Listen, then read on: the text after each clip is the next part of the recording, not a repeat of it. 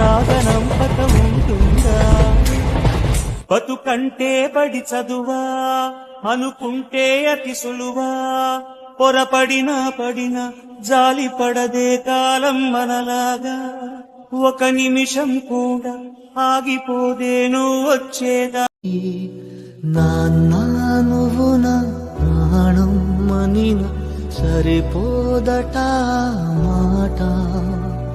నాన్నా నీకై ప్రాణం ఇవ్వన ఇదిగో ఇది నా మాట. నిజాన్నిలా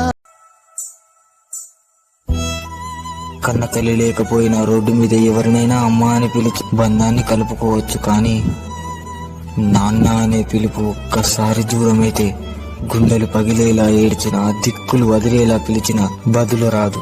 ఎందుకంటే ఆ పిలుపు రక్తం పంచిన తండ్రికి మాత్రమే సొంతం.